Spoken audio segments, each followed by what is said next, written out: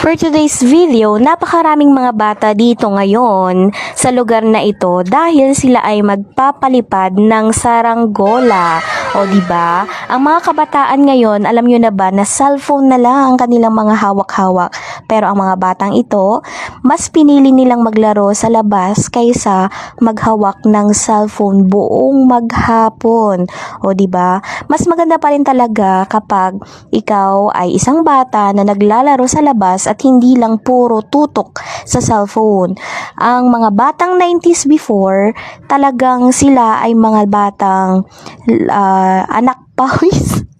Anak pawis ba yung tawag doon? Basta yung alam mo yung talagang lagi silang lumalabas ng bahay at takbo lang ng takbo, walang iniisip na problema, o di ba? Pero sila tumatakbo yung mga yan kasi yung saranggola nila nahulog at nasabit, o di ba?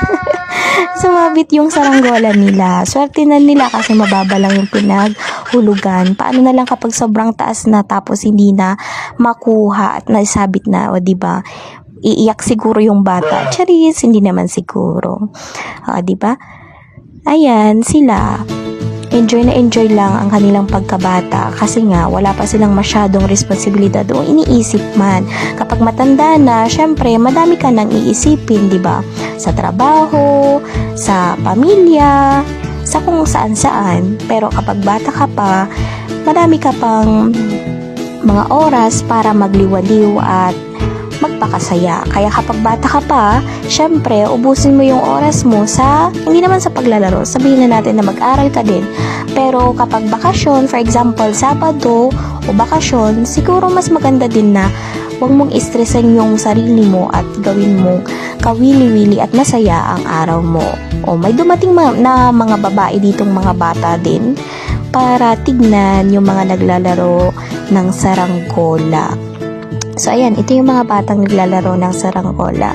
Diba? Perfect na perfect.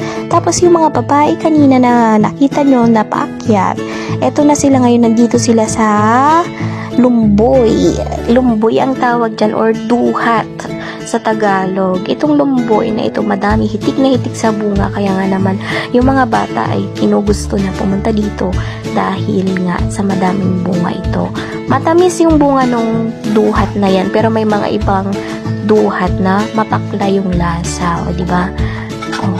Ito, tingnan natin, kaunti pa lang yung nakuha niya kasi syempre medyo matataas kasi yung bunga niya. Kaya itong mga pinsan ko, kanilang inakyat yung puno ng duhat para naman meron silang makuha. Hindi naman ganun kataasan yung puno, pero syempre nakakatakot pa rin. So, ayan lang guys, ang aming video ngayong araw. Sana nagustuhan ninyo at hindi kayo na boring.